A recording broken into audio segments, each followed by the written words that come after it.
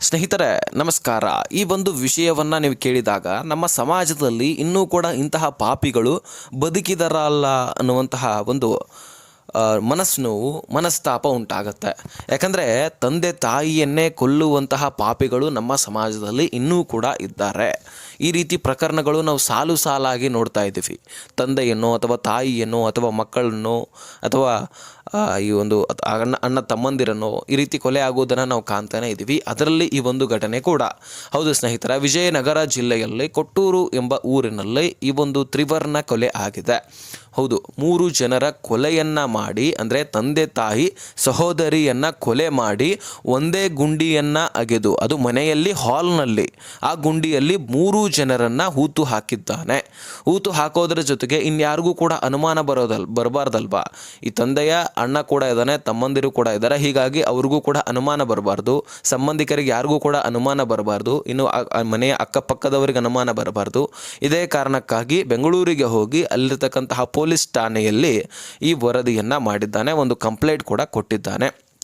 ಹಾಗಾದರೆ ಸ್ನೇಹಿತರೆ, ಈ ಒಂದು ಪ್ರಕರಣಕ್ಕೆ ಸಂಬಂಧಪಟ್ಟಂತೆ ಈ ಪಾಪಿ ಈ ರೀತಿ ಕೃತ್ಯವನ್ನು ಮಾಡಿರೋದೇಕೆ, ಹೇಗೆ ಇವನು ಸಿಕ್ಕಾಕೊಂಡ, ಈ ರೀತಿ ವಿಷಯ ಹೇಗೆ ಬಯಲಾಯಿತು, ಇದೆಲ್ಲದರ ಬಗ್ಗೆ ಈ ಒಂದು ವಿಡಿಯೋದಲ್ಲಿ ನಾವು ನೋಡ್ತಾ ಹೋಗೋಣ.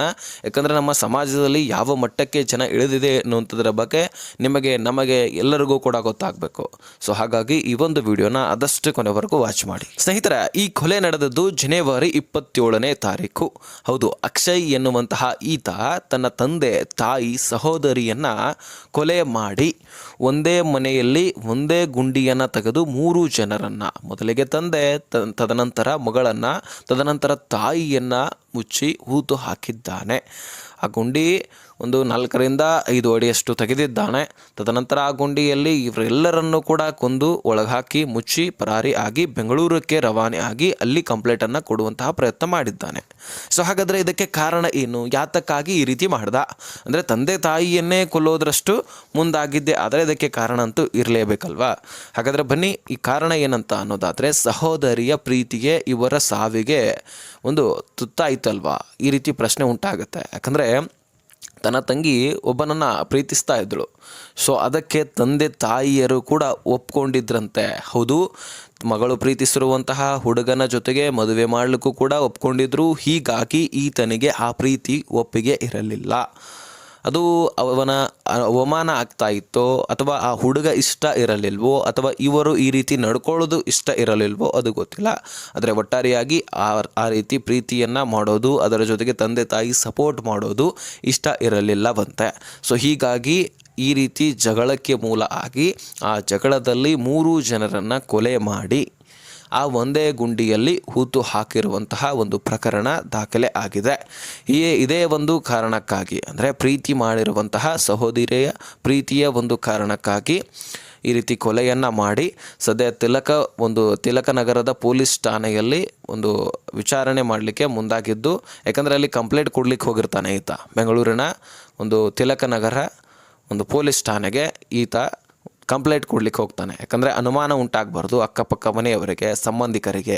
ಸೊ ಇದೇ ಒಂದು ಕಾರಣಕ್ಕಾಗಿ ಕೊಲೆ ಮಾಡಿದ್ದೀನಿ ಎನ್ನುವಂಥದ್ದು ಯಾರಿಗೂ ಕೂಡ ಗೊತ್ತಾಗಬಾರ್ದು. ಅದೇ ರೀತಿಯಾಗಿ ಇವರನ್ನು ಹುಡುಕಾಡಬೇಕಲ್ವ ಇನ್ನು ಪೊಲೀಸರು.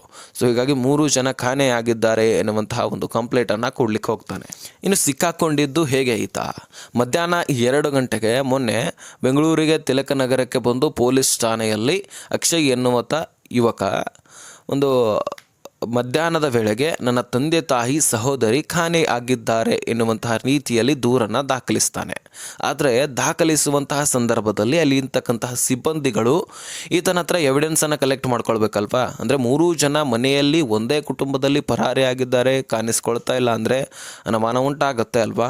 ಸೊ ಹೀಗಾಗಿ ಅವರ ಫೋಟೋಗಳಾಗಿರಲಿ, ಅವರ ಬಗ್ಗೆ ವಿಚಾರಣೆ ಮಾಡೋದಾಗಿರಲಿ, ಈತನಿಗೆ ಎಲ್ಲ ಪ್ರಶ್ನೆಗಳನ್ನು ಕೇಳುವಂತಹ ಸಂದರ್ಭದಲ್ಲಿ ಈತ ಎಡವಟ್ಟು ಮಾಡ್ಕೊಂಡಿದ್ದಾನೆ. ಅಂದರೆ ಗಾಬರಿ ಆಗೋದು ಅಥವಾ ಹೇಳಿಕೆಯನ್ನು ಕೊಡೋದರಲ್ಲಿ ಬಾಯಿ ತಪ್ಪೋದು, ಈ ರೀತಿ ಒಂದು ಅನುಮಾನಗಳು ಸಿಬ್ಬಂದಿಗಳಿಗೆ ಉಂಟಾಗಿದೆ. ಅಂದರೆ ಮೊದಲೇ ಪೊಲೀಸ್ ಅಂದರೆ ಗೊತ್ತಲ್ವಾ. ಸೊ ಅವರು ಕಂಡು ಹಿಡೋದ್ರಲ್ಲಿ ಅದಕ್ಕೆ ಪೊಲೀಸ್ ಆಗಿರ್ತಾರಂತ ಅಂದ್ಕೊಳ್ಳಿ, ಒಂದೇ ಮಾತಿನಲ್ಲಿ ಹೇಳ್ಬೇಕಂದ್ರೆ. ಸೊ ಹೀಗಾಗಿ ಅವರಿಗೆ ಅನುಮಾನ ಉಂಟಾಗಿದೆ. ಸೊ ಒಂದು ಸ್ವಲ್ಪ ಈತನಿಗೆ ವಿಚಾರಣೆ ಮಾಡೋದಂತ ಕರೆಸಿಕೊಂಡು ಆತನಿಗೆ ಒಂದು ಸ್ವಲ್ಪ ಚಾರ್ಜ್ ಮಾಡಲೇಬೇಕಲ್ವ, ಬಾಯಿ ಬಿಡಬೇಕಂದ್ರೆ. ಆ ರೀತಿ ಅನುಮಾನ ಉಂಟಾದಾಗ ಈ ರೀತಿ ಇವನಿಗೆ ಬಾಯಿ ಬಿಡಿಸಿದ್ದಾರೆ. ಆ ಬಾಯಿ ಬಿಡಿಸುವಂತಹ ಸಂದರ್ಭದಲ್ಲಿ ಒಪ್ಕೊಂಡು ತಾನೇ ಒಂದು ಕೊಲೆ ಮಾಡಿ ಇದೇ ವಿಚಾರಕ್ಕೆ ಅಂದರೆ ಸಹೋದರಿಯ ಪ್ರೀತಿಯ ವಿಚಾರಕ್ಕೆ ಕೊಲೆ ಮಾಡಿದ್ದೀನಿ ಎನ್ನುವಂಥದ್ದನ್ನು ಬಾಯಿ ಬಿಡ್ತಾನೆ. ತನ್ನ ಮನೆಯಲ್ಲಿ ಊತ ಹಾಕಿರುವುದನ್ನು ಕೂಡ ಹೇಳ್ತಾನೆ. ತದನಂತರ ಇವರ ಚಿಕ್ಕಪ್ಪ ಇವನ ಬಗ್ಗೆನೂ ಕೂಡ ಅಪಹೇಳಿಕೆಗಳನ್ನು ಕೂಡ ಸಾಕಷ್ಟು ಮಾಧ್ಯಮದಲ್ಲಿ ಹೇಳ್ತಾ ಇದ್ದಾರೆ. ಯಾಕಂದರೆ ಇಂತಹ ಒಂದು ಮಗನನ್ನು ತೆಗೆದುಕೊಂಡು ಅವರಾದರೂ ಏನು ಮಾಡ್ತಾರೆ?